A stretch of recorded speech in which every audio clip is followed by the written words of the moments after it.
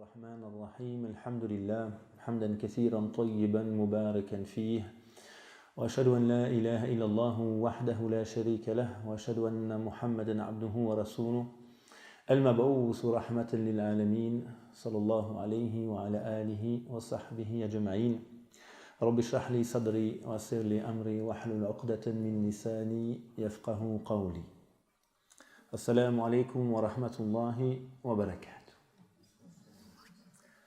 Donc c'est un plaisir de pouvoir être avec vous dans ce mois béni de Ramadan, de pouvoir partager avec vous quelques réflexions sur le livre de Dieu et plus particulièrement sur la sourate 49 Al-Hujurat, qu'on traduit par les appartements. Alors on va essayer de profiter de l'occasion pour faire une petite introduction à la lecture méditative du Coran. Vous le savez, ce mois est un mois particulier pour toute une série de raisons. Et notamment, laquelle? Ce mois est le mois du Coran. C'est quelque chose qu'on se répète chaque fois. Et qui devrait nous interpeller. Quel lien peut-on faire entre le jeûne et le Coran? Si ce n'est que le Coran a été révélé durant ce mois particulier. Si ce n'est qu'on le récite durant les nuits de Ramadan et qu'on cherche à le lire et à le méditer, j'espère en tout cas, un maximum. Quel lien peut-on faire encore entre le jeûne et le fait de vivre le Coran? Pas de le lire. Le lire n'est pas un souci pour beaucoup d'entre nous. Le vivre, c'est autre chose. En quoi le jeûne peut nous aider à vivre le Coran? Qui peut m'aider? On ne vous voit pas, vous inquiétez pas, il n'y a que moi qu'on voit dans la caméra. Alors dites-moi, en quoi le jeûne peut-il nous aider à avoir une relation plus forte au Coran, à mieux vivre le Coran? Peut-être par rapport à l'abstinence des nourritures et de boissons, et spirituellement on est peut-être plus accessible et on est plus réceptif en tout cas. Oui. Donc on va déjà s'éloigner d'une partie un petit peu de notre être, qui est plutôt la partie matérielle de celle-ci, pour retrouver et redonner plus de temps à la partie spirituelle de notre être, et qui est en général celle qui sera en contact avec le Coran, effectivement. On a un bouleversement de nos priorités pendant le jeûne également, où on redonne du temps justement à des choses qu'on néglige durant l'année. Et chacun d'entre nous essaye de lire le Coran, ou au moins de venir l'écouter un maximum durant ce mois. Qu'est-ce qui nous empêche de vivre le Coran réellement? Est-ce qu'aujourd'hui le Coran est absent? Est-ce que nous sommes des gens qui n'avons pas l'occasion d'avoir une copie du Coran chez nous? Qui d'entre vous n'a pas une copie du Coran chez lui? Personne. On l'a même tout sur notre smartphone aujourd'hui. Donc est-ce que le Coran est absent en tant que livre? Pas du tout. Après, dans la réalité, sommes-nous une communauté dont les cœurs vibrent par le Coran, dont le Coran est réellement l'élément qui oriente et qui guide notre quotidien? Malgré cette omniprésence du Coran, dans nos voitures, sur nos murs, dans nos bibliothèques, dans nos smartphones, ce que n'avaient pas parfois les anciens. On se rappelle parfois qu'une copie du Coran valait énormément et que la plupart n'avaient même pas accès à cette copie.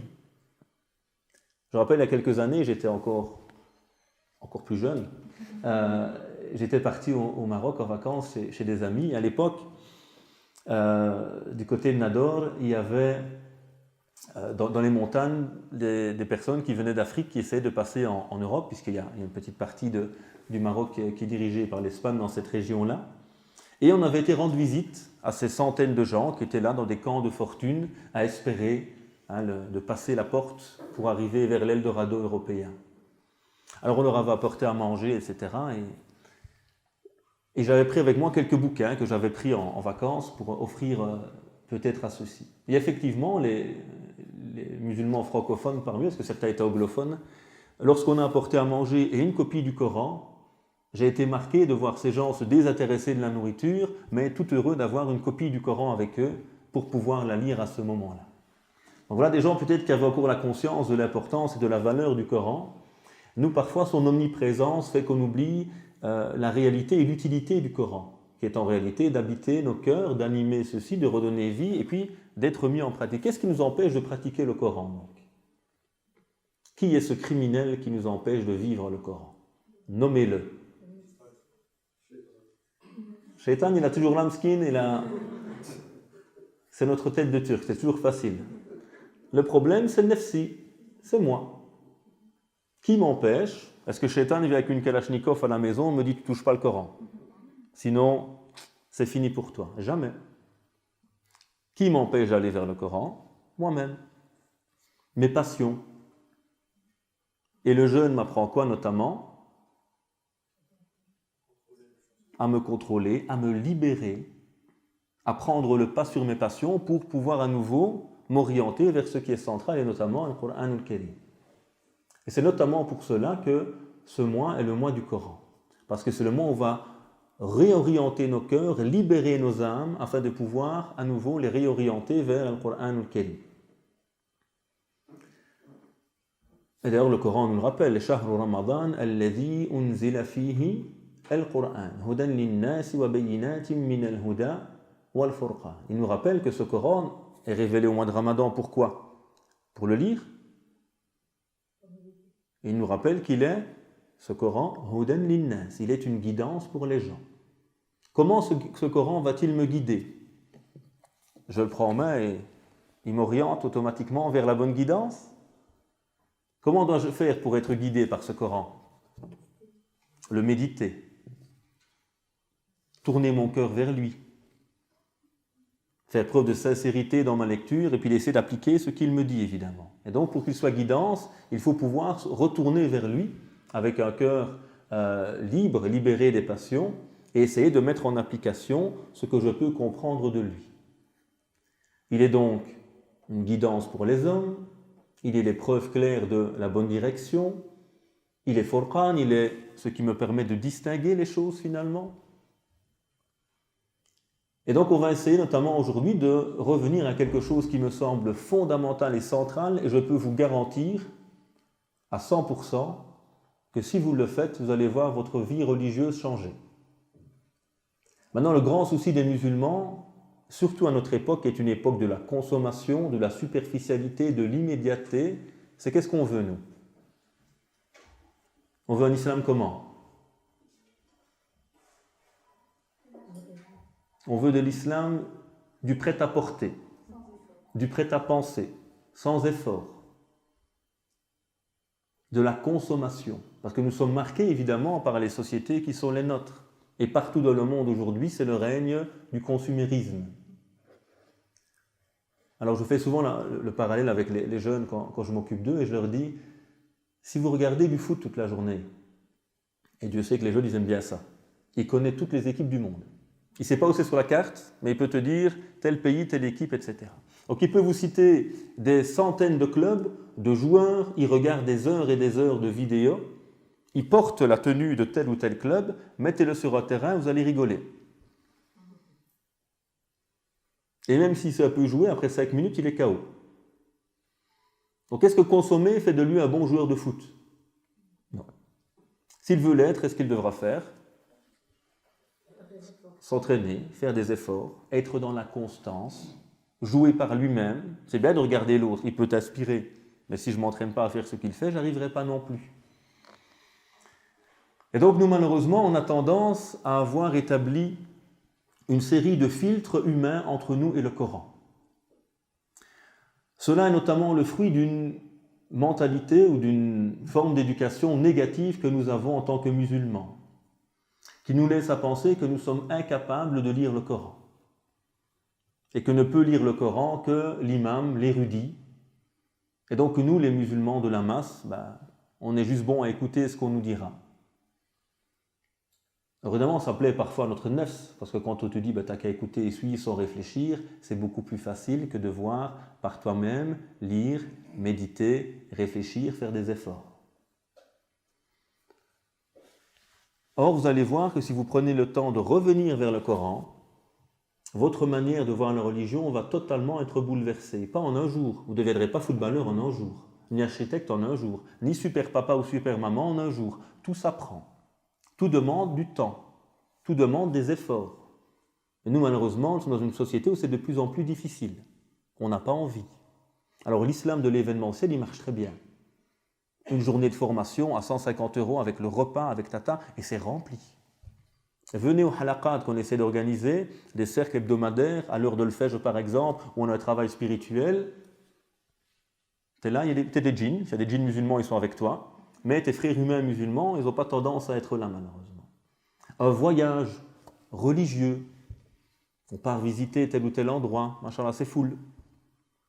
Mais un travail sur soi, qui permet à un moment de s'émanciper, de se libérer, on n'a pas tendance à vouloir malheureusement le faire.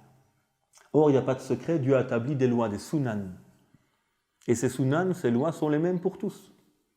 Tu veux que ton couple réussisse, qu'est-ce que tu dois faire? Est-ce qu'il suffit de conquérir sa femme au début? Qu'avant, tout est toujours beau. Hein? C'est super musulman, c'est super musulman, il est beau, gentil, souriant, pieux évidemment. Elle de même, ça y est, j'ai gagné le gros lot, on va pouvoir se marier. Maintenant, qu'est-ce qu'il faut faire dans le quotidien pour que ce mariage tienne? Il faut faire quoi? Il faut prendre sur soi. Oui, sans doute. Il faut entretenir cet amour. Il faut développer. Il faut améliorer. Si on tombe dans la routine, qu'est-ce qui se passe? On devient des colocataires. Parfois pire, on s'éloigne totalement. Même chose pour nos enfants, vous voulez que vos enfants soient droits. Moi j'ai des parents, qu'est-ce qu'ils font à la mosquée? Ils ne s'occupent pas religieusement de leurs enfants toute la semaine, et puis le week-end, ils les amènent devant la mosquée, ils les ramènent chez nous, voilà. Alors il imagine que le prof, il a une baguette magique, et qu'en sortant là, l'enfant sera super musulman. Donc c'est pas comme ça que ça marche, évidemment. C'est par mon engagement, par d'abord ma réforme personnelle, mon encadrement, que mon enfant, petit à petit, va pouvoir développer ses capacités, notamment cet esprit de spiritualité qui peut l'habiter. Donc ce Coran, il est central, et comme je vous le disais, qui veut cheminer doit revenir au livre de Dieu. Si vous ne commencez pas par la base, vous êtes perdu. Or, nous, c'est ce qu'on fait. On reçoit des messages à droite à gauche, on va sur Facebook, on voit des vidéos à droite à gauche, mais rien n'est structuré, rien n'est organisé. Et surtout, le livre de Dieu est réellement absent. On a un sur-développement des paroles qu'on attribue aux prophètes, les hadiths, mais le Coran, jamais on lui donne de place en général. On a, comme je le dis, une approche de l'islam par des filtres humains. Qu'est-ce que lui a dit, qu'est-ce que lui a dit, qu'est-ce que lui a dit? Mais jamais nous-mêmes, on ne va lire le Coran. Et si on le lit, c'est souvent une lecture superficielle. C'est-à-dire, on lit les lettres, mais on ne s'intéresse pas au sens qu'il porte. Et donc cette lecture ne me permet pas d'aller plus loin. Or, si vous prenez le temps de revenir au Coran, qu'est-ce qui se passe lorsqu'un jeune s'imprègne de quelque chose? Vous avez un jeune qui est un fan de rap, ou de foot, ou d'autre chose, de la mode, j'en sais rien. Qu'est-ce qui va se passer chez cette personne? Elle va tout le temps s'imprégner de la chose. Même sa manière de marcher va changer. Il ne bouge plus ses bras comme avant. Maintenant, il a une manière de bouger ses bras directement, établi que celui-là, il est remarqué par certaines personnes. Peut-être le vocabulaire qu'il va utiliser va évoluer. Sa manière de se vêtir. À force de donner énormément d'intérêt à une chose, qu'est-ce qui se passe? Petit à petit, on s'en imprègne. Et celui qui passe du temps à lire le Coran, à le méditer, à le lire et à le relire, effectivement, on ne comprend pas tout. Effectivement, je ne change pas immédiatement. Mais plus je vais prendre du temps à lire le Coran, plus je vais m'en imprégner, plus petit à petit, je vais avoir une boussole coranique qui va m'orienter dans mon cheminement. Mais qui ne fait pas cela ne pourra pas atteindre cette réalité. Et donc c'est par la lecture multipliée du Coran que nous allons petit à petit nous imprégner. Et vous allez remarquer, à partir d'un moment, vous aurez ce filtre coranique. Tiens, on me parle de tel sujet, qui a l'air super important quand j'entends ce prédicateur ou cet ami m'en parler. Et moi qui lis le Coran de manière permanente, ce sujet n'en fait même pas partie. C'est que ce sujet ne peut pas être important. Dieu n'a rien oublié. Le Coran n'a rien négligé. Donc, tous les fondamentaux de l'islam sont dans le Coran. Il ne peut pas avoir un élément important de l'islam qui n'est pas dans le Coran. S'il n'est pas dans le Coran, il ne peut pas être important. Il est un volet pratique ou secondaire. On ne dit pas qu'il n'existe pas, mais il n'est pas fondamental. Et donc, il n'est pas prioritaire. Et c'est à force de lire le Coran qu'on se rend compte, tiens, tel sujet, quand on m'en parle, ça ne rentre même plus dans ma tête, subhanallah. Et la perturbation qu'on vit fréquemment, parce qu'on entend des sons de cloche à droite, à gauche, on ne sait plus où donner de la tête, quand tu es avec le Coran et que tu ne cesses de le méditer, petit à petit, tu es imprégné par lui. Et donc, à un moment, ce qu'on te dit et qui n'est pas conforme à l'esprit du Coran, automatiquement, ça ne rentre pas dans ta tête. Hein, j'ai un meilleur ami, une meilleure amie, on est toujours ensemble. Je sais ce qu'elle va dire ou ce qu'il va dire avant même qu'il ne réponde. Et quelqu'un vient me décrire cette personne de manière tout à fait inacceptable pour moi, parce que je connais cette personne. C'est inimaginable qu'elle ait fait cela ou cela. Et donc, je n'accepte pas cette information. Ce n'est pas possible ce que vous dites. Il ne peut pas avoir fait cela.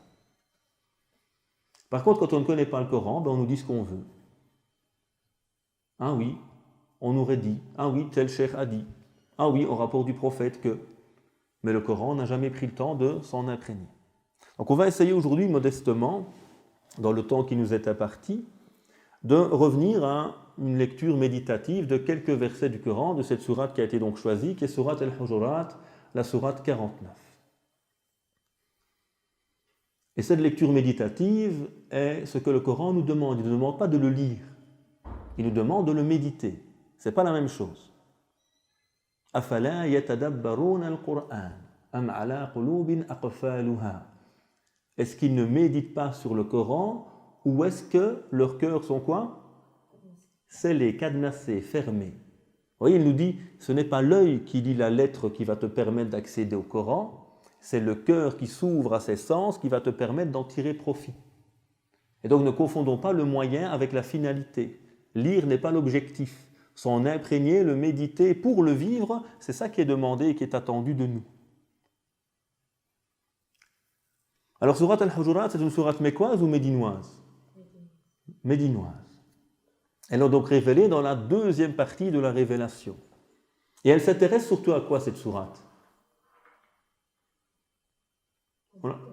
Le comportement. On l'appelle souvent souratul akhlaq, la sourate du bon comportement. Et elle va lister toute une série de bons comportements avec le prophète, alayhi salatu wassalam, entre nous, vis-à-vis des informations qu'on peut entendre, dans le respect d'autrui, dans l'unité, la fraternité, et éviter ce qui peut nous diviser. Et puis à la fin, et c'est la partie qu'on va prendre, donc une partie de celle-ci, on revient sur la question centrale de la foi. Alors très souvent, on a tendance à dire que le Coran médinois est juridique ou normatif. Effectivement, il est plus pratique que le Coran mécois. Et c'est logique. C'est-à-dire la première étape de tout cheminement, c'est quoi? La foi, la conviction. Et c'est tout le souci de notre éducation et de certains discours musulmans. On parle aux enfants de prière, ils ne savent pas pour qui ils prient. On parle aux gens d'action alors que le moteur de celle-ci n'est pas là. On dit, mais c'est quand même pas normal, il est musulman, il a quand même fait ça. Ben oui, il sait que c'est pas bien, ou qu'il devrait le faire. Mais il n'a pas l'amour, il n'a pas la conscience, il n'a pas la volonté de le faire. Et donc, rappeler, surtout avec ces discours moralisateurs que certains aiment bien avoir, que tu dois faire ci ou ne pas faire cela, je pense que tout musulman lambda sait les grands principes de sa religion. Où est donc le problème si nous connaissons les principes et qu'ils ne sont pas traduits? Il est où le problème? Il est là. Le cœur n'y est pas. Ou la conscience n'y est pas. Et donc le Coran met quoi pendant 13 ans? Il s'évertue à quoi? À changer les cœurs et les esprits. Quand j'ai changé l'intérieur, le reste va venir très facilement. Mais si je néglige cette première partie qui est fondamentale, je ne peux pas concrétiser le reste correctement. Et donc cette sourate vient dans la deuxième partie de la révélation. Elle n'est pas juridique.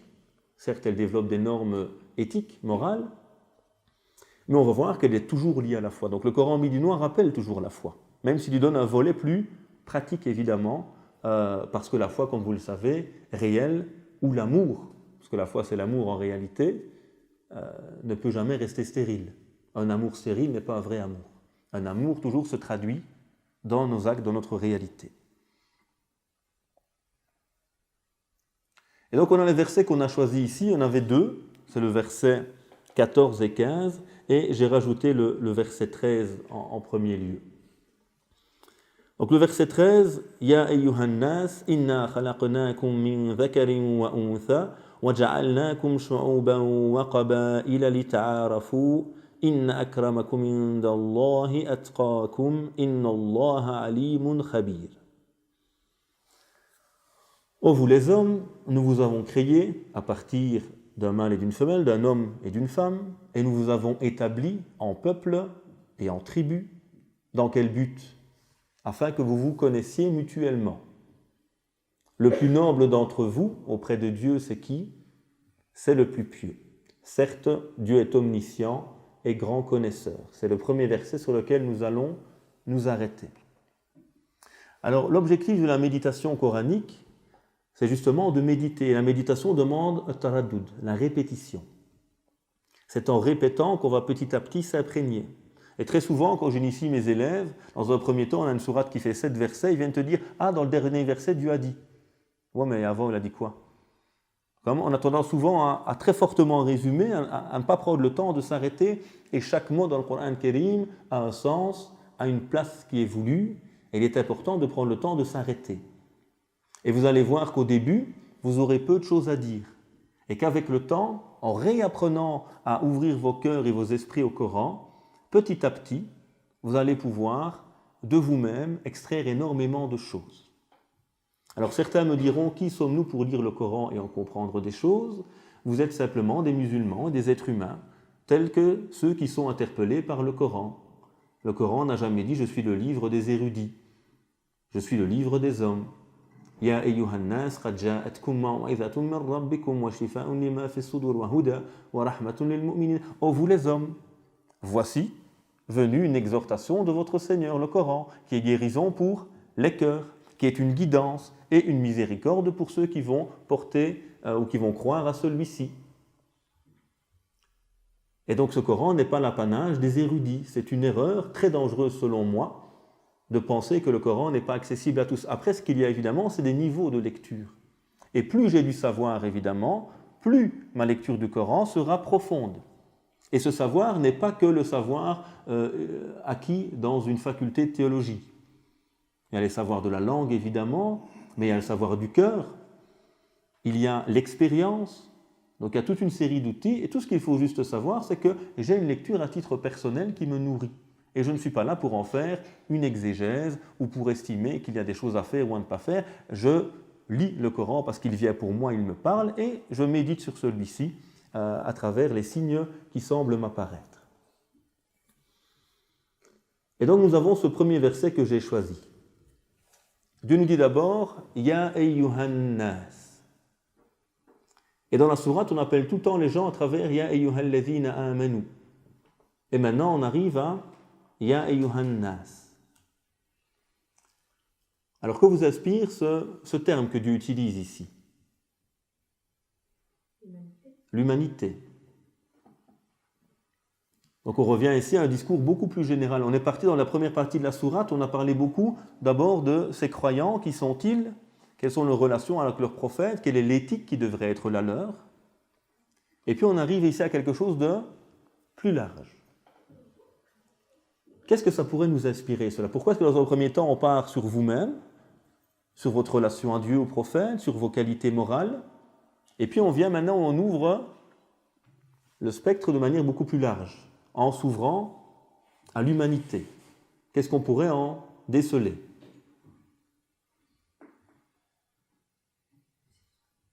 Dites-moi. J'ai un train dans 50 minutes, hein, donc si on met...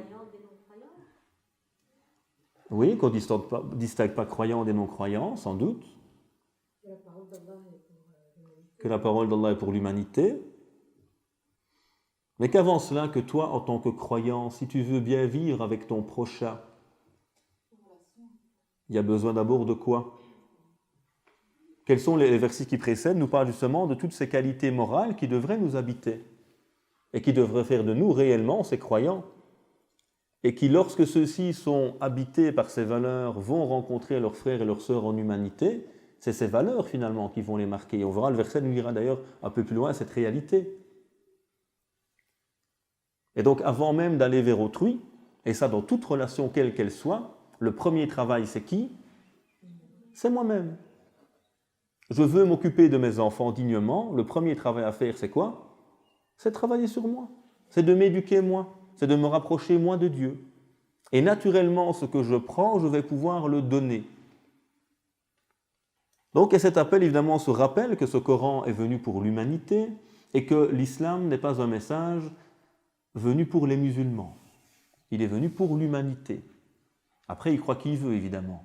Mais, kuntum khayra ummatin ukhrijat liman linnas. Vous êtes la meilleure communauté qu'on a fait venir pour qui? Pas pour vous-même. Vous êtes les porteurs des valeurs de l'islam pour l'humanité. Et l'islam n'est pas un message qui nous demande d'agir pour nous-mêmes, il nous demande de nous inspirer, de nous nourrir de ces valeurs divines, de ces noms divins avant tout, de miséricorde, de justice, de bonté, de douceur, de force, etc., de courage, afin de traduire celles-ci au service de l'humanité. Et donc l'erreur de beaucoup de musulmans, c'est de penser qu'on doit être au service de l'islam. L'islam, il n'a pas besoin de nous. C'est nous qui avons révélé le livre et c'est nous qui allons le protéger. L'islam, il n'a pas besoin de nous. L'islam nous demande à nous d'être les porteurs de ces valeurs, de porter la justice, la miséricorde, la bonté autour de nous. Donc, cet appel à l'humanité se rappelle justement de ce message et de l'universalité de celui-ci. Et puis, qu'est-ce qu'on nous rappelle?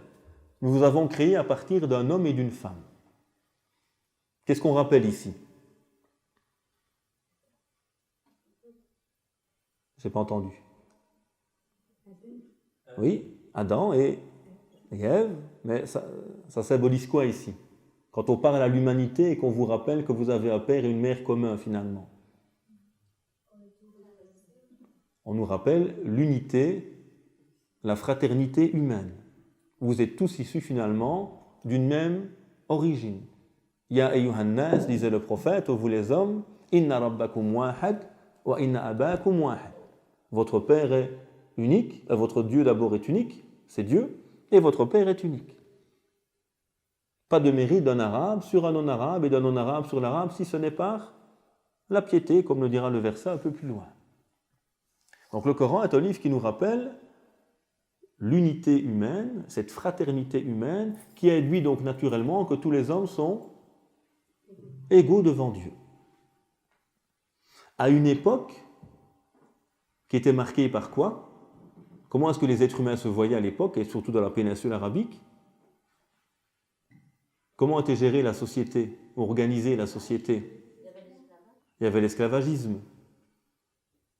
Il y avait la fierté de ses origines, le noble et le moins noble. Et donc le Coran est venu balayer tout cela. Et pour changer tout cela, il faut du temps. Et il faut un travail sur quoi? Sur nos cœurs. Et donc le Coran nous rappelle cette unité de l'humanité. Vous êtes tous égaux finalement. Et puis le Coran nous rappelle, on a fait de vous des nations, des tribus, donc votre diversité est une volonté divine. Un signe de Dieu, comme le dit le Coran. Vos couleurs, vos langues sont un signe de la part de Dieu. Donc cette diversité, cette pluralité d'origine, de culture, de couleur, de langue, a été voulue par qui? Par le Créateur, par le Seigneur des hommes. Est-ce qu'un musulman pourra aller à l'encontre de la création de Dieu? Est-ce qu'un musulman sincère qui vous dit « moi je suis raciste, moi je pense que les blancs sont meilleurs que les noirs », est-ce que son discours est valable? Non. C'est un discours même chétanique. Hein? Moi je suis meilleur que lui. Moi tu m'as créé de feu et lui de terre. Je suis d'une origine plus noble. Le crime de l'orgueil ici. Or l'islam est venu bouleverser et changer totalement ce type de regard sur l'humain en rappelant ce n'est ni vos origines, ni vos couleurs, ni même votre confession qui fait de vous quelqu'un de meilleur. Et Dieu va nous rappeler le critère finalement fondamental qui fait de nous quelqu'un de meilleur que l'autre, entre parenthèses. Et d'ailleurs, ce verset, dans les exégèses, on rappelle qu'il est révélé suite à une occasion particulière. Lorsque le prophète revient à la Mecque, qui est-ce qui faisait l'appel à la prière pour le prophète, alayhi salatu wassalam? Bilal, le Habashi, un ancien esclave, noir de peau. Et lorsque le prophète revient à la Mecque, qu'est-ce qu'il demande à Bilal de faire? Il lui demande de monter sur la Kaaba, le temple le plus sacré des Arabes, même avant l'islam, depuis l'époque d'Abraham. Et certains Quraysh commencent à parler. Comment osent-ils faire monter un nègre, un esclave, sur la Kaaba? Et le Coran vient alors répondre à ses prétentions, à ses erreurs, en lui rappelant l'égalité de tous les humains et que notre diversité, notre pluralité d'abord est signe et volonté divine, et que si Dieu a voulu qu'on soit différent, c'est pourquoi? Le verset le dit, Lita'arafu. N'hésitez pas à prendre votre application, prenez le verset 13, 14, 15 de la sourate 49, comme ça vous suivez le verset avec nous. Et donc, lorsque le prophète, alayhi salatu wassalam, dans son éducation, ce n'est pas toujours les grands discours qui comptent le plus. Le prophète, c'est un homme qui montre par la réalité, par les actes. Et le fait de faire monter Bilal sur la Kaaba, devant les nobles de Quraysh, c'était une manière de leur dire « tout ça est aboli aujourd'hui. Ce qui distingue Bilal de moi ou d'un autre, ce n'est point sa couleur, son origine, mais c'est ce qui habite son cœur. » Et donc, il y a cette manière pratique de changer. Et le prophète l'a fait dans plein d'occasions. Lorsqu'il rentre à la mosquée avec son petit-fils sur les épaules et qu'il dirige la prière avec celui-ci sur ses épaules. Pourquoi? Parce qu'à l'époque, les gens ont une relation très très dure avec les enfants. Et le prophète a envie de changer. Lorsqu'il se promène avec son épouse et lorsqu'on lui pose la question « Qui est-ce que tu aimes le plus ?» Ma femme, Aïcha. À une époque où montrer ses sentiments, c'est un peu la gêne, comme certaines mentalités qu'on a encore aujourd'hui chez certains. Tu ne peux pas montrer tes sentiments, c'est signe de faiblesse.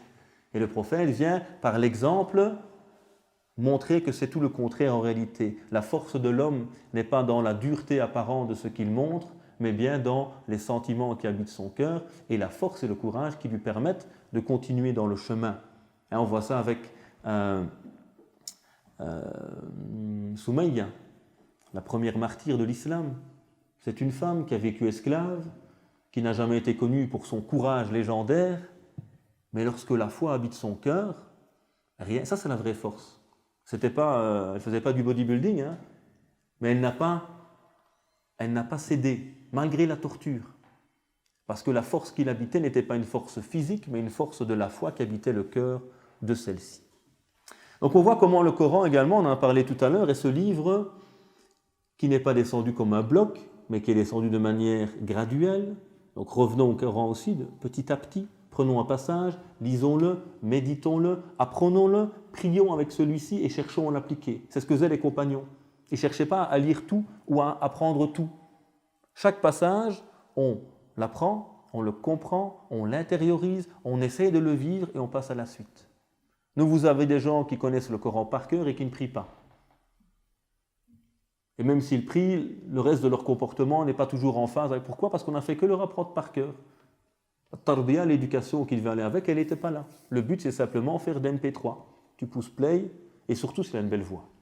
Ah, là, c'est masha'Allah. Soyons honnêtes, qu'est-ce qui nous intéresse, nous? L'imam, masha'Allah, qui va nous éduquer, qui va changer nos cœurs, ou l'imam qui vient et quand il dit « Waouh !» Parce qu'encore la mentalité des stars. C'est le star system. Le gars a une belle voix, c'est bon. Je le mets dans ma... J'ai enlevé Michael Jackson et maintenant j'ai mis Cheikh Foulen. Il remplace Michael Jackson. Mais on ne donne pas du temps à al-murabbi, à l'éducateur, le cheikh ou le professeur, la sœur qui va, en m'asseyant avec elle, m'éduquer, m'aider à grandir, à me rapprocher du Coran dans la réalité. Donc à cette révélation graduelle, cette pédagogie du Coran qu'il faut pouvoir revivifier également. Donc nous sommes dans l'universalité du message, on l'a dit. Nous avons cette origine commune des hommes.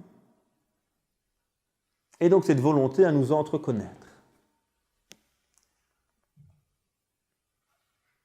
Beaucoup de gens que je rencontre me disent, dans notre pays d'origine, on ne pratiquait pas l'islam. J'ai eu ça avec des gens qui venaient des Balkans, qui venaient du Maroc, qui venaient de Syrie ou d'Irak, qui me disent, chez nous au pays, on ne pratiquait pas l'islam.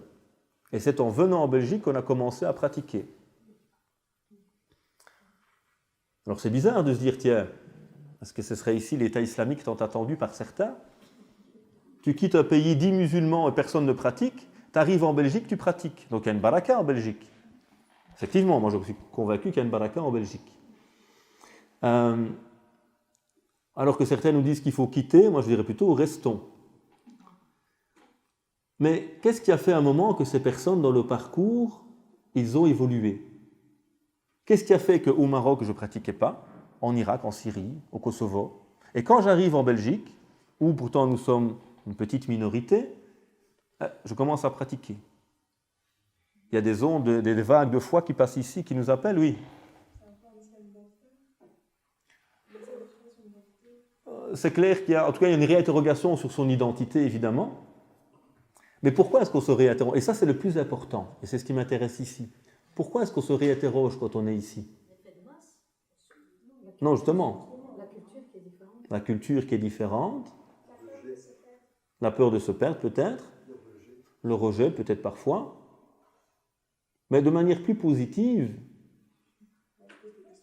on se pose des questions, on s'interpelle. Et il n'y a rien de plus négatif ou nocif pour un croyant, ou pour une relation d'amour, tout simplement, que la routine. Elle tue. Au bled, on ne s'interroge même plus, mais on est tous musulmans, de toute façon. Donc c'est quoi être musulman? On le sait tous. Enfin, on ne le sait pas, mais bon, on l'est quand même. C'est naturel. Par contre, quand tu viens ici, qu'est-ce qui se passe? Tiens, on m'a dit que les musulmans ils faisaient ça. Je ne sais pas. Donc tu commences à te réinterroger. Et ça, c'est quelque chose d'important dans tout cheminement. Tout cheminement est le fruit d'une réflexion, d'une interrogation sur soi. Et donc, qu'est-ce qui me permet à un moment de sortir de cela, de ce mimétisme, de cette absence d'interrogation? C'est la pluralité. La pluralité est un puissant moteur intellectuel et spirituel. Quand on ne vit qu'entre nous, on ne se pose plus de questions. Quand tu vis avec l'autre, tu te réinterroges. Moi, j'ai vu des jeunes qui ont été socialisés dans une famille très très rigide, avec un islam très dur. Et les enfants, ils répétaient ce qu'on leur disait. Ils ont eu la chance de voyager plus tard et de découvrir l'islam ailleurs que dans le milieu dans lequel ils étaient. Et se sont rendus compte que finalement, cet islam qu'on me présentait, c'est peut-être une lecture de l'islam, elle peut être respectable, mais ce n'est pas l'islam sous toutes ses lectures ou tous ses regards. Et donc il y a d'autres manières de vivre sa foi. Donc la pluralité est toujours importante. Et vous le savez que cette pluralité et cette diversité est voulue par qui? Par Dieu. Et donc à un moment, ce que le Coran va nous rappeler, c'est que ce n'est pas nos origines, ce n'est pas nos couleurs ou même notre foi qui compte auprès de Dieu. Quand je dis foi, notre communauté d'appartenance. Ce sont des valeurs qui comptent auprès de Dieu. Le Coran nous rappelle Laysa bi amaniyikum wala amani ahli al-kitab. Ce n'est pas selon vos bons espoirs ni les bons espoirs des gens du livre. Man ya'mal su'an yujza bih. Celui qui va œuvrer en mal, il va avoir cela comme récompense. وَلَا يَجِدْ لَهُ مِنْ دُونِ اللَّهِ وَلِيًّا وَلَا نَصِيرًا. Et il n'aura nul secoureur ou allié en dehors de Dieu. C'est-à-dire personne ne va le soutenir. وَمَنْ يَعْمَلْ مِنَ الصَّالِحَاتِ مِنْ ذَكَرٍ أَوْ أُنْثَى. Et celui qui œuvre de belle manière, qu'il s'agisse d'un homme ou d'une femme, qu'est-ce qu'ils auront? Ceux-là, وَهُوَ مُؤْمِنٌ, en étant croyant, فَأُولَٰئِكَ يَدْخُلُونَ الْجَنَّةَ وَلَا يُظْلَمُونَ نَقِيرًا. Ceux-là vont entrer au paradis et ne subiront aucune injustice. Ensuite, le Coran nous rappelle وَمَنْ أَحْسَنُ دِينًا مِمَّنْ أَسْلَمَ وَجْهَهُ لِلَّهِ وَهُوَ مُحْسِنٌ. Et qui a plus belle religion que celui qui dirige son être, son visage vers Dieu, أَسْلَمَ وَجْهَهُ لِلَّهِ وَهُوَ مُحْسِنٌ, en faisant preuve de bienfaisance, d'excellence. وَاتَّبَعَ مِلَّةَ إِبْرَاهِيمَ حَنِيفًا, et qui suit le modèle ou le chemin, la voie d'Abraham qui était sur la religion pure. وَاتَّخَذَ اللَّهُ إِبْرَاهِيمَ خَلِيلًا. Et Dieu a pris Ibrahim comme ami intime. Ce verset, il est révélé suite à une dispute entre musulmans et juifs. À Médine, il y a des juifs et des musulmans. Et qu'est-ce qui se passe? les juifs et les musulmans commencent à se prendre la tête. Les juifs disent, nous sommes les meilleurs, nous on suit les salafs. Nous on a un prophète plus ancien que le vôtre, Moussa alayhi salam. Donc on est plus légitime parce que nous, nos racines sont plus profondes que les vôtres. Et les musulmans disent, ah, on est meilleur que vous, nous on a la dernière version, on a le dernier prophète. Et chacun se vante d'être le meilleur. Et que fait le Coran? Il vient leur mettre des claques à tous les deux. Ce n'est pas vos bons espoirs, vos prétentions, ni à vous les musulmans, ni à vous les juifs qui comptent. Ce n'est pas ça devant Dieu qui compte, te prétendre ceci, ou penser que ton appartenance à une communauté fait de toi quelqu'un de mieux. Ce n'est pas ça ce que nous dit le Coran. Ceux qui vont faire du mal le verront. Ceux qui font du bien, qui sont croyants, qu'ils soient hommes ou femmes, seront récompensés. Et à chaque fois que les gens se disputent, le Coran revient vers quoi? Vers le modèle premier qui est Ibrahim, Abraham, qui rassemble les trois monothéismes. Et donc il nous dit, ce qui compte, ce n'est pas vos prétentions, vos titres, c'est la réalité de vos comportements et ce qui habite vos cœurs. C'est ça qui, auprès de Dieu, a réellement de la valeur. Alors dans ce verset, qu'est-ce qu'on nous dit par la suite? Inna akramakum indallahi atqakum. Le plus noble auprès de Dieu, c'est qui? Le plus musulman? Le plus chrétien? Le plus juif? Non. Ça n'intéresse pas le Coran, ce type de catégorie. C'est le plus pieux. Et la piété, elle est où? At-taqwa hahuna. Elle est dans nos cœurs. Elle n'est pas mesurable ni perceptible. Et si vous prétendez être pieux, c'est que votre piété a besoin de piété. Donc Dieu a choisi quoi? Un élément qui n'est pas mesurable. Et malheureusement, les musulmans sont tombés dans les mêmes travers que les communautés qui nous ont précédés. Et le musulman lui dit, toi tu es musulman, donc tu es le meilleur, de toute façon. Tous les autres vont en enfer, toi tu es musulman, c'est bon, il suffit d'avoir le cachet musulman, et le paradis il est pour toi, et tous les autres finiront en enfer, et ils ne sont pas musulmans. Ce que le Coran est venu combattre, malheureusement, avec le temps, les musulmans sont tombés, comme le prophète l'avait prédit d'ailleurs, sont tombés dans les mêmes erreurs que les autres. Nous sommes le peuple élu. Il suffit de faire partie du peuple et c'est bon, toi tu as gagné. Non, c'est pas comme ça comme le Coran nous le dit. Ce qui compte, ce sont tes valeurs. Et l'islam dans le Coran, on le verra après, ça ne veut pas dire le mohammedisme. L'islam, c'est la religion pure de Dieu qui a été envoyée à tous les prophètes, et pas seulement à Muhammad alayhi salatu wassalam. On abordera ça après. Donc qu'est-ce que le Coran nous rappelle ici? L'importance de quoi? De la piété. Et que c'est ça le critère qui compte auprès de Dieu, ce qui habite ton cœur. Et ça, nul ne le sait. C'est pourquoi le prophète nous dit, les trois premiers en enfer, c'est qui? Un savant, un homme généreux, un homme qui est mort en donnant soi-disant sa vie pour Dieu. Donc à nos yeux, ce sont des pieux, des héros. Mais devant Dieu, ils étaient quoi? Rien. Pourquoi? Le cœur n'y était pas. On n'était pas honnête, on n'était pas là pour Dieu. On était là pour des intérêts finalement très matériels, très mondains. Par contre, le prophète nous parle d'une prostituée qui, elle, rentre au paradis. Parce qu'elle a fait quoi? Elle a abreuvé un chien. Est-ce qu'il suffit d'abreuver un chien pour aller au paradis? Non, évidemment. Mais qu'est-ce qui a fait que cette femme a été au paradis? C'est la pureté de son cœur. Et cet acte que le prophète nous cite est un exemple de la miséricorde, de la bonté qui habitait le cœur de cette femme, dont on ne connaît pas la réalité. Mais nous, malheureusement, nous sommes toujours dans le jugement de l'apparence.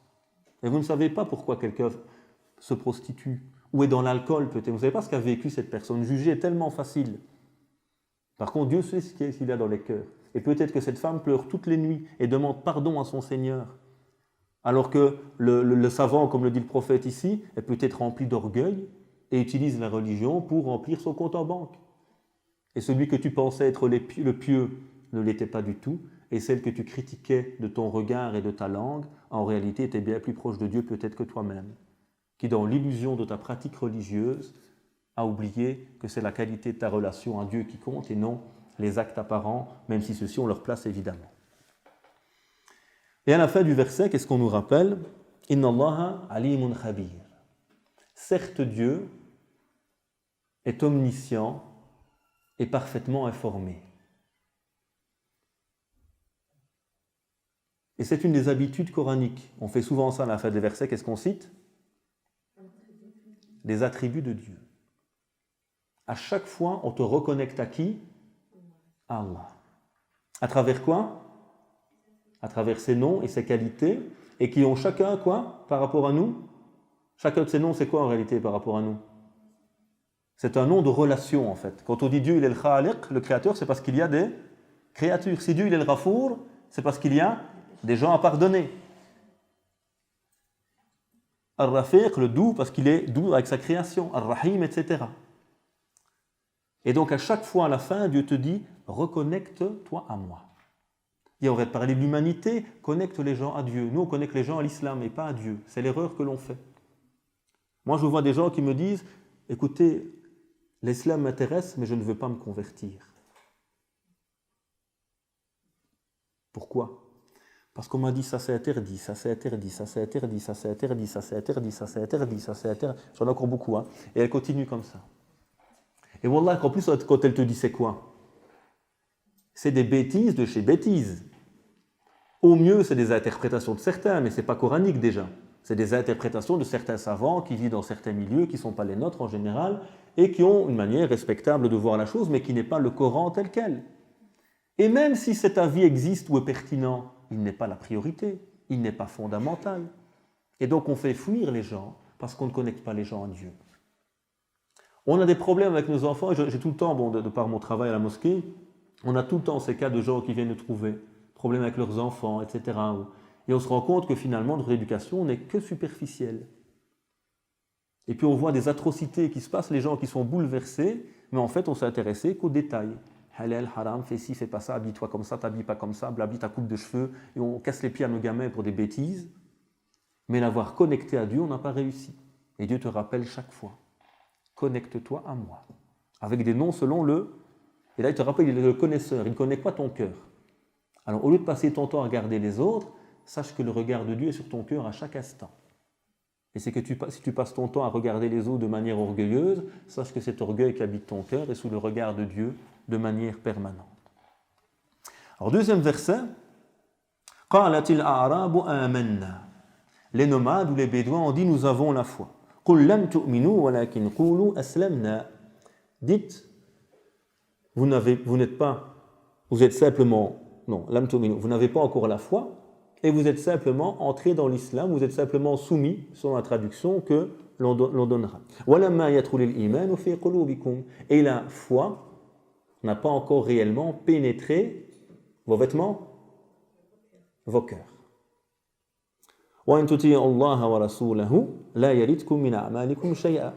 Et si vous obéissez à Dieu et à son prophète, vous ne serez nullement lésés quant à vos œuvres. Et à nouveau, qu'est-ce qu'on dit à la fin? Inna Allah ghafurun rahim. On a parlé de cette vision universelle, de l'égalité entre les humains, et que ce qui fait la qualité de quelqu'un, ce n'est pas la prétention de ses dires, l'origine de celui-ci, ou son appartenance présumée à une communauté, mais bien la pureté du cœur. Et puis on nous rappelle que certains bédouins d'ailleurs sont venus trouver le prophète en étant très fiers, nous sommes musulmans, nous voilà, on est croyants, Et le Coran va leur dire doucement, doucement les gars. Votre prétention, elle doit se prouver, se traduire. Alors ne dites pas nous sommes croyants, on verra que la croyance est un état supérieur à celui de l'islam. Mais dites plutôt nous sommes entrés dans l'islam, aslam. Et la réalité de la foi n'a pas encore pénétré vos cœurs. Alors arrêtons-nous à nouveau sur ce verset et essayons de méditer ensemble sur celui-ci. Donc à nouveau on nous rappelle, qu'est-ce qu'on a dit avant, ce qui compte ce n'est pas votre origine, votre couleur, mais bien votre cœur. Et donc ces gens qui venaient prétendre, nous sommes nous, machallah des pieux, doucement. Ok, tu es entré dans l'islam, mais ne crois pas que tu as déjà atteint le niveau réel de la foi, c'est autre chose. Et d'ailleurs, l'islam n'a jamais été la religion des Arabes, évidemment. C'est une religion qui s'est diffusée et très rapidement, les grands maîtres et savants que vous connaissez, cherchez bien, la plupart ne sont pas des Arabes. Regardez les grands maîtres du hadith, vous allez remarquer que la plupart d'entre eux ils se sont arabisés avec le temps. Mais très rapidement, les Mawali, les gens qui étaient les non-arabes, même certains anciens esclaves, vont devenir des érudits. L'islam n'a jamais été vu, même si malheureusement parfois l'Empire romain dans un premier temps a cette volonté de rester fort lié à des tribus, à des coutumes, mais l'islam en tant que message est un message qui s'ouvre à tous et à toutes évidemment. Et vous allez le remarquer au fil du temps, lisez l'histoire, vous allez voir comment le centre du pouvoir évolue. Et il passe de telle nation à telle nation, à telle nation, à telle nation, et que le centre de la communauté évolue selon la volonté, la piété des gens, et non évidemment selon la couleur et l'origine. Alors il y a une différence entre être musulman et croyant. Et dans le célèbre hadith de Jibril que vous connaissez, on a cité 3 niveaux. Quel est le premier? L'islam, les 5 piliers. Deuxième niveau, c'est l'iman, les 6 piliers de la foi. Et troisième niveau, c'est l'ihsan, l'excellence. Et ce sont 3 niveaux de cheminement. L'islam, dans un premier temps, on adhère. Et le premier pilier est un pilier de croyance. Quand je témoigne qu'il n'y a de divinité que Dieu et que Mohammed est son messager, il y a une croyance là-dedans. Il y a une certaine conviction. Mais moi, j'appelle ça une foi rationnelle. Dans un premier temps, on est convaincu, l'islam, ok, c'est un beau message, c'est logique, c'est cohérent, ça me parle, ok, j'adhère. Et donc, on est un petit peu dans cette relation passionnelle, fusionnelle au début. Vous allez remarquer ça chez les gens. Pendant 1 an ou 2, ils sont très chauds dans l'islam, un peu trop chauds parfois d'ailleurs. Et puis, qu'est-ce qui se passe souvent après 2 ans? Comme nos mariages. Hein. Enfin, nous, 2 ans, c'est déjà pas mal. Ça devient le top chez certains jeunes maintenant. Chez nous, c'est 3 mois, 6 mois. Mais voilà, au début, c'est tout feu, tout flamme, et puis ça commence à s'éteindre. Parce que le boost du début n'est pas... On n'a pas dépassé cet attrait fusionnel dans un premier temps, passionnel, pour arriver à un amour plus profond. Et donc, cette foi, réellement, elle va venir plus tard. Lorsqu'on va, par notre travail spirituel, par la prière, par le jeûne, par tous ces actes qui sont des exercices en fait spirituels, libérer notre cœur de quoi? Des passions, des amours concurrents. Le cœur, il est le siège de l'amour. Et donc, soit c'est l'amour de Dieu, soit c'est l'amour d'autre chose. Donc à un moment, il y a ce combat. Hein, c'est ce que nous sommes, nous, malades. Ce cœur malade, comme disent les maîtres spirituels. On est en combat. Une fois c'est Dieu, une fois c'est moi, une fois c'est le pognon, une fois c'est la paresse, une fois c'est autre chose. Et on essaye que... Et donc on est en lutte. Pour arriver à un moment où Dieu va, dans mon cœur, devenir... وَالَّذِينَ آمَنُوا أَشَدُّ حُبًّا لِلَّهِ. Et ceux réellement qui ont la foi, l'amour de Dieu dans leur cœur est plus grand que toute autre chose. Et donc il y a ces étapes du cheminement. On commence, et donc il faut se purifier. Et la pratique est là pour cela, m'aider à nettoyer mon cœur, faire de la place à ce qu'on appelle le tahliya ou tahliya. On va d'abord extraire du cœur les maladies, les passions, pour faire de la place, et puis emplir ce récipient qu'est le cœur de l'amour de Dieu petit à petit. Et quand cet amour commence à réellement imprégner mon cœur, on arrive au niveau de l'iman. On a passé l'islam, l'adhésion à l'islam en tant que religion, ce qui est la première étape. Après un travail, on arrive à un niveau plus grand, où on atteint l'iman. Et là, le cœur est accroché à Dieu. Et c'est là qu'on a réussi la première étape. Malheureusement, on reste souvent, nous, à l'islam. Et donc on pratique, mais on sent bien que ce n'est pas par passion, ce n'est pas par amour. Et que quand je fais les soldes, masha'Allah, là tu sens la passion. Et on fait tawaf rue Neuve 10 fois. Une première pour regarder, une deuxième par plaisir, une troisième pour comparer, une quatrième peut-être pour acheter, une cinquième, une sixième. Et on n'est jamais fatigué, et on marche, et on marche. Le frère, c'est le foot, j'en sais rien ou autre chose. Et tu vois la passion quand elle nous habite, comment les choses sont simples et comment on est prêt à donner. On a des vêtements, aujourd'hui, quand je vois les prix du vêtement de certains jeunes, quand ils m'ont dit le prix, je suis tombé par terre. Des chaussures à des centaines d'euros, des vêtements à des centaines d'euros. Tu peux sauver une famille à l'autre bout du monde.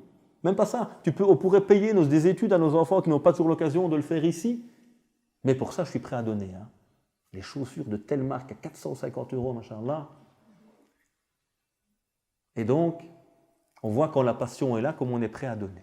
Donc, il faut travailler ce cœur. Et ce hadith de Jibril nous rappelle ces étapes. Alors l'islam, il a plusieurs sens, évidemment. Il y a un sens premier qui dépasse même l'humanité. Et à lui, c'est soumis, ou est dans l'islam, ceux qui sont dans les cieux et la terre. Et puis on a un islam qui est l'islam de tous les prophètes. ما كان إبراهيم يهوديا ولا نصرانيا ولكن كان حنيفا مسلما. Abraham n'était ni juif ni chrétien, c'est venu après lui d'ailleurs. Mais il était musulman, pas mohammedien non plus. Parce que le problème des musulmans, c'est qu'on ne comprend pas ça. Nous, on dit, ouais, Ibrahim, il est comme nous. Non, il n'est ni comme vous, ni comme les juifs, ni comme les chrétiens. Il est avant tout le monde. Donc il n'a ni connu Mohammed, ni Moussa, ni Aïssa. Il est avant eux. Et le Coran est toujours sage. Quand vous vous prenez la tête en vous prenant les uns, ou en pensant que vous êtes meilleurs que les autres, le Coran vous dit, revenez à l'origine et arrêtez de vous prendre la tête. Ce n'est pas vos noms qui comptent, c'est la fidélité au modèle que Dieu a choisi. Et donc il y a un islam, et même certains savants d'ailleurs ont dit, c'est un avis d'Ibn Taymiyyah notamment et d'autres, que les gens du livre sont musulmans dans un sens général. C'est-à-dire qu'ils ont adhéré à un message de l'islam à travers un messager. Et que les musulmans qui suivent le dernier prophète, Mohammed, sont dans un islam spécifique, la dernière version. Et comme le disait bien Ibn al-Arabi, et je trouve que c'est la meilleure manière de l'exprimer, il dit « La lumière de Mohammed est à l'image de la lumière du soleil. Et la lumière des messages qui ont précédé est à l'image des étoiles. La lumière du soleil fait disparaître, fait qu'on ne voit plus celle des étoiles, mais elle est toujours présente. Et donc il y a toujours une part évidemment de vérité et dans les messages précédents, même si la dernière version est venue clore la révélation. Revenons à l'islam en tant qu'adhésion à l'islam. Et ça, on se rend compte, on est musulman, mais est-ce qu'il y a toujours la flamme qui nous habite? Pas toujours. Ou pas assez. Donc là, il faut travailler pour arriver à quel niveau? Celui de la foi. Et la foi est une question d'amour. Et comme on l'a dit, l'amour, c'est basé sur quoi? Sur des lois. Dieu a établi tout l'univers sur des lois. Il n'y a pas de hasard, il n'y a pas de Vogelpick. Dieu n'a pas guidé un comme ça, égaré un comme ça. Il y a tout selon des lois que Dieu a établies. Et donc, cette foi, cet amour, pour se développer, pour s'entretenir, qu'est-ce qu'il faut faire? Je vous dis, conquérir sa femme, ce n'est pas le plus difficile, ou son mari, ce n'est pas le plus difficile. Le plus dur, c'est de le garder ou de la garder, surtout à notre époque. Parce que le vrai amour, c'est quelque chose qui se construit, qui s'entretient, qui se revivifie de temps à autre. Quand on tombe dans la routine, c'est négatif. D'où, en islam, vous avez le SMIC, les 5 piliers de l'islam, c'est le minimum. Et puis vous avez quoi? Plein de portes différentes. Moi j'aime jeûner, moi j'aime faire la Umrah, moi j'aime lire le Coran, moi j'aime donner, moi j'aime apprendre. Tous des moyens de me rapprocher de Dieu qui dépassent le socle minimum. Donc on a une base qu'il faut garder pour l'équilibre. Et puis après on a une capacité de s'adapter selon aussi les besoins de notre cœur, etc. Et ce qui parle le plus à celui-ci. Donc il y a cet amour, et donc cet amour il doit se construire par la connaissance de Dieu, évidemment, par la méditation sur son livre, sur la création, par la purification de nos cœurs, par les exercices spirituels, etc., afin de donner mon amour à Dieu. Et quand cet amour petit à petit se gagne, alors la pratique devient différente. Et le Coran est la clé de cela notamment. Quand vous allez revenir au Coran, le lire tout le temps, vous allez remarquer que votre relation à la religion va changer profondément. Maintenant, si on veut toujours passer par les autres, c'est vous qui choisissez, vous êtes libre. Vous aurez la religion que vous méritez. On veut être paresseux, l'islam 2.0, Snapchat, Google, vous aurez ça, pas de souci. Vous êtes libre, vous aurez ce que vous méritez. Vous voulez un islam un peu plus exigeant, mais c'est un islam libérateur, qui donne à mon cœur, vous allez le voir, vous avez vu notre islam différemment, que cet islam traumatisé qu'on a tout le temps. Moi je reçois tous les jours des emails de gens qui sont traumatisés, et c'est triste. Ils entendent un discours, ils reçoivent un message, ils ont l'impression, qui me dit l'autre fois, je pense que je ne suis plus musulman. J'ai écouté une vidéo sur Internet, quand j'entends ce que le gars dit, je ne suis plus musulman. Mais pourtant je le suis. Donc le gars il est perturbé parce qu'il entend certains discours, et on ne connaît pas Dieu. Et on a l'impression que pour une erreur, tout est foutu. Dieu n'est pas comme cela, heureusement pour nous. Donc la foi se construit, se travaille par l'amour notamment, et cette foi ne peut se développer que par la sincérité et pas par les prétentions, comme le dit le verset. Dites pas que vous êtes croyant, vous êtes musulman, ok c'est bon, vous êtes rentré, mais il y a un travail à faire maintenant, un développement. Mais c'est un peu humain. Quand la tribu de Saqif vient se convertir au prophète, bon, à l'époque évidemment c'est des conversions de masse. À l'époque on est dans des tribus, la religion du roi c'est la religion du peuple, ou celle du chef de clan, donc les gens sont plus dans un mimétisme à l'époque. Et cette tribu vient se convertir, elle dit au prophète, on veut bien se convertir, mais nous on ne paye pas. Hein.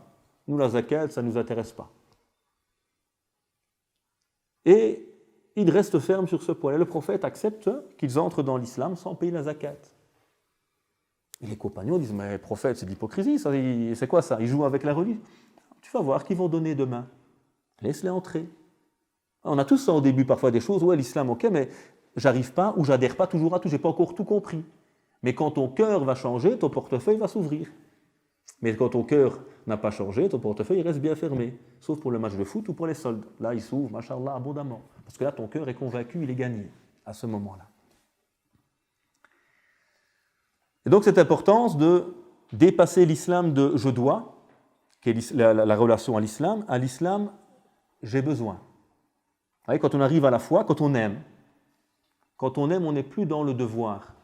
On est dans le besoin, le sacrifice par amour pour l'autre. Quand Dieu va réellement imprégner nos cœurs, on n'aura plus cette relation qu'on a maintenant. Je dois jeûner, je dois prier.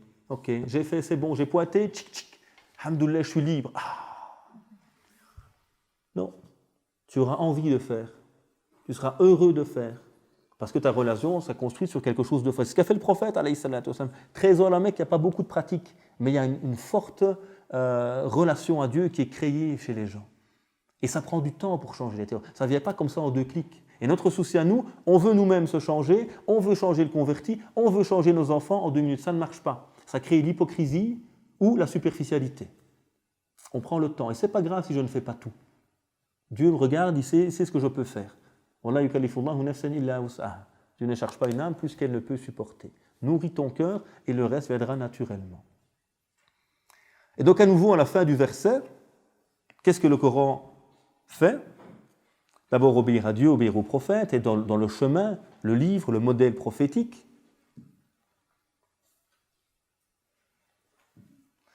Le modèle prophétique. Et qu'est-ce qu'on nous rappelle après? Donc suis Dieu, suis le Coran, le prophète. Attention, pas simplement suivre. Nourris-toi, inspire-toi. Sois dans la relation de « j'aime faire ce que Dieu me demande ». Et pas « je fais parce que sinon je vais aller en enfer ». Ça, c'est une première étape. Hein. On appelle ça l'islam du comptable.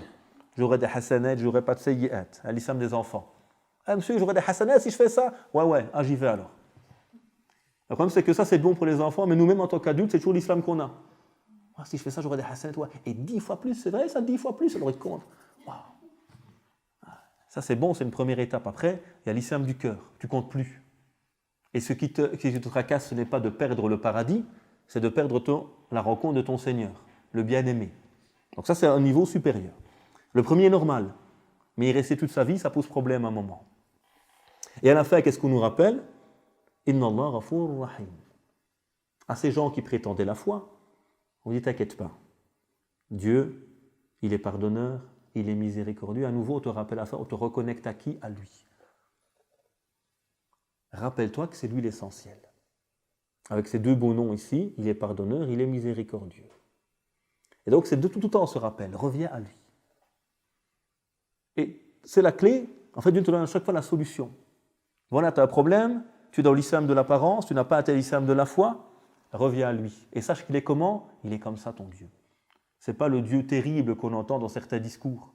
Quand j'ai été faire la Umrah avec mon épouse, c'est notre voyage de noces, que Dieu la bénisse et la garde pour moi et mes enfants, on arrive à la grande mosquée à la Mecque et on a des gentilles madames là-bas, tout en noir, qui débarquent et qui distribuent des petits livrets aux femmes. Très pédagogique, vous connaissez la pédagogie de certains milieux désertiques. Et donc on leur sort un petit bouquin, An-Nisa fin-nar, les femmes en enfer. Marhaban ma sœur.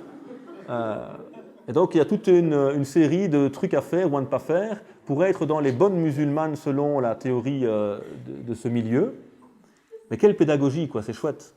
Premier message qu'on te donne, attention, ne va pas en enfer. Plutôt que de dire comment être au paradis, c'est plutôt comment ne pas être en enfer. C'est vraiment une pédagogie inversée et qui est très négative, malheureusement, que l'on entend autour de nous.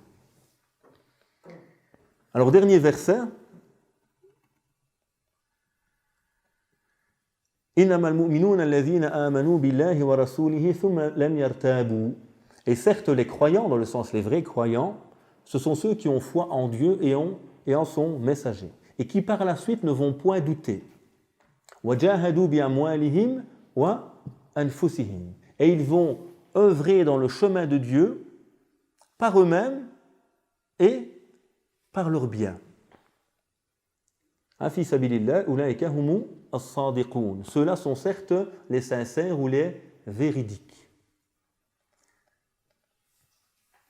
Après avoir entendu la prétention de certains qui disaient « Nous sommes des croyants », dit « Attention, doucement, vous êtes dans la première étape. Continuez à cheminer, revenez vers Al-Ghafour Ar-Rahim, le pardonneur, le miséricordieux. Nourrissez-vous de cela. Et maintenant, je vais vous dire, le Coran vous dit maintenant, tiens, voilà qui sont les vrais croyants.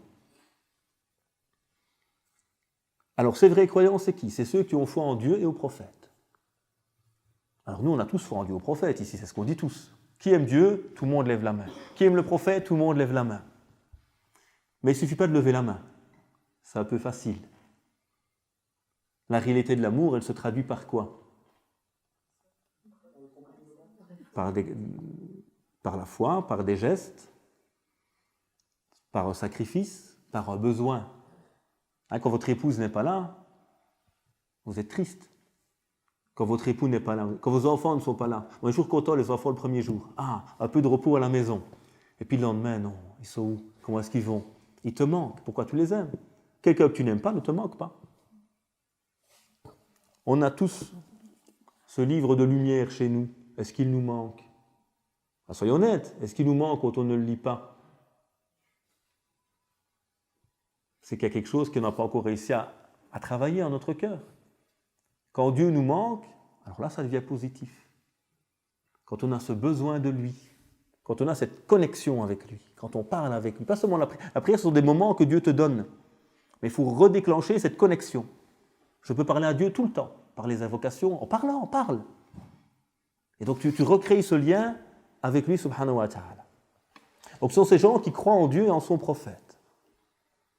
Et le prophète est important parce qu'il est l'éducateur. Et le plus grand sens de la sunna, selon moi, ce n'est pas ce qu'on en a fait aujourd'hui, la manière de vie des Arabes du VIe siècle, une série de détails secondaires sans aucun sens parfois. La sunna du prophète, c'est la pédagogie du prophète qui a réussi à reconnecter les gens avec Dieu, à purifier leur cœur et leur esprit. C'est ça dont on doit. C'est pour ça que Dieu n'a pas besoin du prophète, il y a le Coran qui est là. Mais il envoie l'éducateur, parce que le Coran, la matière, a toujours besoin d'un maître pour l'enseigner. On a besoin de l'humain. Et ça, l'islam du net ne vous le donnera jamais. C'est pour ça qu'on est perturbé dans notre islam. Parce qu'il n'y a plus l'humain. Pas l'humain pour penser à notre place, hein, mais l'humain pour m'aider à grandir, à cheminer. Il est le coach, celui qui va m'aider à connaître, à grandir, à évoluer. Parce que chez moi, je n'ai jamais de défaut. Vous avez remarqué, c'est dans ma chambre, devant mon ordinateur, je suis pieux et beau, merveilleux. Mais c'est dans mes relations avec les autres que je découvre que je suis avare, égoïste, colérique. Et donc c'est là que je me rends compte qu'il y a des choses qui ne vont pas, mais quand je suis dans mon petit coin tout seul, je ne me rends pas compte de tout ça. Donc le maître, l'éducateur ou l'éducatrice, il est aussi celui ou celle qui m'accompagne, qui m'aide à me découvrir, à grandir évidemment. Et c'est toute la fonction notamment du prophète qui vient pour les purifier, comme dit le Coran. Yuzakkihim wa yu'allimuhum. Il vient purifier et enseigner. Et ensuite, qui ne doutent point. Il y a cette conviction, cette yaqin qui les habite. Et donc cette certitude qui va les aider à continuer, à œuvrer. Ça on a dit. Et donc cette constance. Inna alladhina qalu rabbuna Allahu thumma istaqamu. Ceux qui ont dit Dieu est notre Seigneur, notre Maître, notre enseigneur, Ar-Rabb, thumma istaqamu, et qui vont perdurer dans le chemin. Oui, la constance. Et l'amour, c'est ça aussi. C'est pas aimer ma femme 6 mois et puis je m'en occupe plus. L'amour va disparaître. Si je ne redonne pas vie à mon couple, on va tomber dans la routine, devenir des colocataires ou pire, s'éloigner petit à petit. Même chose pour mes enfants. C'est pas en leur payant des vacances de luxe une fois par an dans un magnifique pays, un hôtel 5 étoiles, que mes enfants vont être gagnés, que l'amour va naître entre moi et eux. C'est en donnant du temps, en te sacrifiant pour eux parfois. Et c'est dans cette constance de tes relations que cet amour va réellement pouvoir naître entre toi et eux. Donc l'importance de la constance ici. Et puis on nous le dit. Qui sont réellement ces croyants? Ceux qui vont donner d'eux-mêmes et de leurs biens dans le chemin de Dieu. Et il y a une chose qui est magnifique et formidable, c'est une des lois que Dieu a établies également, et c'est une loi qu'on a oubliée parce qu'on est devenu matérialiste. C'est une loi qui dit, si tu donnes, c'est toi qui prends. Le matérialiste, qu'est-ce qu'il pense? Quand je donne, c'est moi qui perds. Le croyant, et même juste la personne douée de raison et qui réfléchit, quand tu donnes, c'est toi qui prends.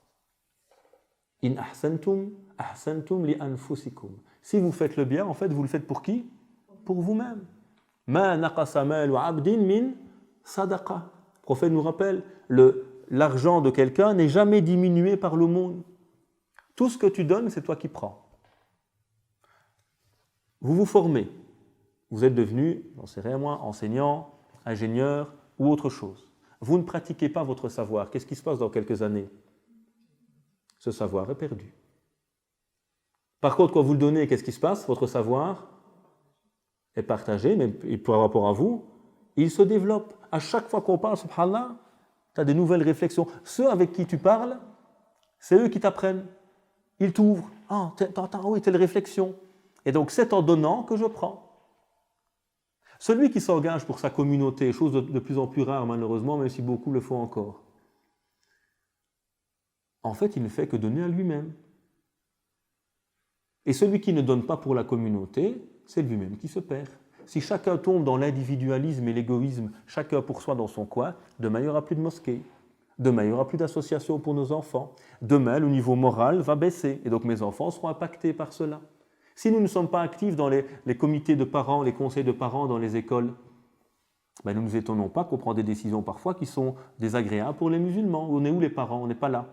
On avait le marché ce week-end et les soldes de l'autre côté, et on a acheté une maison au bled en plus, donc il faut partir, on n'a pas le temps de s'occuper des enfants maintenant. On a ce qu'on récolte. Donc il y a ce besoin d'être conscient que quand tu donnes, c'est toi qui prends. Et donc quand tu es avec Dieu en réalité et que tu donnes pour toi, tout d'abord, et c'est le signe d'une réelle foi. Quand tu es convaincu d'une chose, qu'est-ce qui se passe? Tu agis. Tu agis. Et donc si réellement la foi habite nos cœurs, on va voir que ça va changer. Et qu'on n'aura plus peur de donner, de notre temps, de notre argent, de notre amour. Parce que les gens, c'est ça qu'ils ont besoin. Si chacun d'entre nous dans cette salle donne 2 heures par semaine, 2 heures, pas plus, bon, là, on peut changer beaucoup de choses. Nos gamins, nos jeunes dans la rue ou ailleurs, ils n'ont pas besoin d'argent. Ils ont besoin d'une main, d'un sourire, de quelqu'un qui leur donne un peu d'amour. Malheureusement, nos sociétés ne sont pas faites... Enfin, on est beaucoup dans le sécuritaire avec certains gouvernements, malheureusement. Mais nous, on peut combler ce manque. J'ai des voisins syriens, ils ne comprennent pas, je les aide. Je vais aider leurs enfants à réussir leurs devoirs. J'ai des gamins dans la rue, ben on s'organise, on va essayer de travailler, on va les aider, les accueillir, les encadrer, et ainsi de suite. Chacun peut donner un peu de son temps, et ce don qu'il va faire, ce sera toujours lui le premier bénéficiaire dans la réalité. Donc la foi réelle, elle se traduit par des œuvres. Et alors ce chemin de Dieu, lorsqu'on y est, il va se traduire par des œuvres qui sont le reflet de notre sincérité, évidemment. Et qu'est-ce qu'on nous a dit? Celui qui a foi en Dieu et en son livre, ils vont suivre le chemin de Dieu. Et là aussi, c'est une question qu'il faut pouvoir méditer rapidement. Beaucoup d'entre nous utilisent la religion à ses fins et n'est pas au service réellement de ce que Dieu aime. Quand je vois des couples, par exemple, monsieur, c'est le spécialiste, il a appris tous les hadiths qui vont dans son sens. Les 40 hadiths du mari bienheureux. Et même chose pour la femme, il a trouvé des hadiths qui vont dans son sens. Et le père, il connaît toujours seulement Bir el-Walidain. Ça, ils connaissent tous les versets par cœur. Mais les versets qui te parlent de l'éducation des enfants, ça, on les a oubliés. Donc, à un moment, on a souvent tendance à faire quoi avec la religion? À prendre ce qui m'intéresse, à prendre ce qui m'arrange, et à réagir selon mes pulsions et pas selon ce que Dieu veut de moi. Et nous sommes une communauté de l'émotivité. Et maintenant, on parle de la viande. Et comment les musulmans, ils sont halal en danger, sauvons-nous les musulmans, et tout le monde bouge et court pour son estomac. Alors oui, c'est très bien, pour nos estomacs, c'est chouette. Pourquoi il n'y a pas nos enfants en danger? Pourquoi on ne fait pas le même bruit? Alors je ne dis pas il faut défendre ses droits, je n'ai pas de souci à ça, mais pourquoi on ne fait pas le même bruit pour nos enfants? Pour aller en IPPJ, aller en prison, vous allez pleurer. vous allez voir qui sont l'immense majorité des enfants ou des jeunes qui sont là. Bien sûr, c'est un tout. C'est un tout. Mais, comme rappelle le Coran, changeons-nous nous-mêmes et on changera le reste. Donc commençons d'abord par nous. Et donc, il y a cette importance de, quand j'œuvre, je choisis ce que Dieu aime, pas ce que mon nefs il aime. Mon nefs il aime bien quoi? Le repos, la paresse, mon intérêt, qu'on me voit, ou ma colère. Donc beaucoup de gens, quand ils réagissent au niveau de la religion, c'est en criant, en s'excitant. On fait une manif, on crie, on brûle tout, Wouah, et puis après on est où les gars? On n'est plus là. Non. Réagissez comment le prophète a réagi. On insulte le prophète, je fais quoi? Je mets un coup de boule au gars, je l'assomme, et voilà. Et puis je crie Allahu Akbar aux rues. Super, Masha'Allah, tu as appliqué le plan de Shaitan à la lettre. Tu es vraiment un top musulman dans le droit chemin de ce que Shaitan voudrait pour toi. Et lisez le Coran. Est-ce que le Coran a peur de citer ce que disaient les polythéistes sur le prophète? Il est possédé, c'est un magicien, il est fou. Le Coran a peur de dire ça? Non. Pourquoi? Parce que le Coran vient répondre intelligemment, par un discours et surtout par les actes. Et donc nous, très souvent, c'est quoi? C'est l'émotion qui prime. On va réagir de manière émotive, sans stratégie. Si tu veux réfléchir et réagir, fais-le comme Dieu aime. Et pour savoir ce que Dieu aime, reviens à son livre et vois comment il veut que tu sois. Patient, pieux, bienfaisant, etc. Toutes les qualités que Dieu aime à ce niveau-là. Et puis on termine, et c'est la fin, Inch'Allah Ta'ala. Voici les véridiques. Voilà ceux qui sont sincères dans leur cheminement. Ces gens qui donnent, qui se sacrifient, dont les actes sont le meilleur témoignage de ce qui habite les cœurs. Et vous allez le voir, vous le savez de toute façon, on ne peut jamais tromper les gens longtemps. Et j'en ai vu plein comme ça. Au début, ils vous trompent sur leur piété apparente, surtout dans le mariage, il y a beaucoup de spécialistes à ce niveau-là. Tu les vois, tu crois que c'est, Masha'Allah, Omar ibn al-Khattab qui est réapparu sur terre. Wow. Et puis tu vois sa femme Skina quand elle te raconte qu'est-ce qu'il est derrière, c'est Abu Jahl, puissance 4. Et donc on ne peut pas tromper les gens éternellement. On le voit dans tout. C'est ta sincérité qui fait qu'à un moment, par tes actes, par ton comportement, tu resteras fidèle à ce chemin. Parce que si tu aimes Dieu, il n'y aura jamais d'arrêt à ton engagement. Si j'aime mes enfants, toute ma vie, c'est mes enfants. Pas à 20 ans, je les jette dehors, allez, c'est bon les gars, c'est fini. Non, bien sûr, ils sont adultes maintenant, ils doivent se prendre en main, mais ça reste mes enfants, je serai toujours là pour eux. Et j'ai toujours, au fond de mon cœur, une pensée pour eux. Je me tracasse toujours plus pour eux que pour moi, parce que je les aime. Donc si j'aime Dieu, ça ne passe pas pendant 4-5 ans, je suis ma religion, ouais super, et puis hop, j'oublie, moi, je prie pour pointer 5 fois par jour. Non, c'est réellement, cet amour m'habite toute ma vie, c'est quelque chose qui va habiter ma vie, mon comportement, et se traduire évidemment dans mes relations. Voilà donc quelques méditations bien modestes dans le temps qui nous était imparti autour de cette sourate importante et des 3 versets qu'on avait sélectionnés. Le premier nous rappelant l'universalité du message, l'unité et l'égalité entre tous les hommes, et que finalement auprès de Dieu, ce n'est pas nos prétentions, nos apparences, nos appartenances qui comptent, mais bien ce qui habite nos cœurs, et puis on nous rattache à nouveau à lui. Ensuite, on nous a rappelé dans le verset suivant que prétendre la foi n'est pas une question à nouveau de discours, mais est une réalité qui habite nos cœurs. Donc oui, on est musulman, première étape. Et puis il y a cette foi qui est un travail et qui est un cheminement pour atteindre un moment une adhésion du cœur et pas simplement une adhésion des membres. Et on ne l'a pas abordé, mais atteindre un jour l'ihsan, l'excellence d'être avec Dieu de manière permanente, comme si tu le voyais. Et puis à nouveau, on te reconnecte à Dieu. T'inquiète, continue. Tu n'es pas encore au top, c'est normal. Comprends-le. Et sache qu'il est pardonneur et miséricordieux. Et puis à la fin, on vient nous rappeler, selon le critère coranique, il y a d'autres versets évidemment qu'on aurait pu citer qui viennent rappeler qui sont les croyants réellement, on vient nous rappeler la sincérité du croyant dans son adhésion à Dieu, au modèle prophétique, et que cette adhésion sincère, quand elle part du cœur, se traduit naturellement par les œuvres. Voilà donc ces quelques réflexions que je voulais partager avec vous. Je vous remercie d'ailleurs pour votre participation, ce que vous avez pu apporter également. Et je vous encourage tous et toutes à le faire chez vous. Dans vos mosquées, si ce n'est pas le cas, bousculez un peu vos mosquées pour qu'on se réveille. Faites-le dans la famille, prenez quelques versets, on s'assied, on les lit, on les médite, on en parle. Et c'est en parlant également que Dieu nous donne un moment, une série de réflexions, d'ouvertures par rapport à cela. Puisse Allah subhanahu wa ta'ala nous permettre d'être ces gens qui méditons le Coran, qui nourrissons nos cœurs par sa lumière, qui agissons et qui œuvrons par ces belles orientations. qu'il accepte nos jeûnes, nos pratiques et nous permet de nous rapprocher de lui. Subhanaka wa bihamdik, nashhadu an la ilaha illa ant, nastaghfiruka wa natubu ilayk. Subhana rabbika rabbil izzati amma yasifun wa salamun ala al-mursalin walhamdulillahi rabbil alamin. Barakallahu fikum.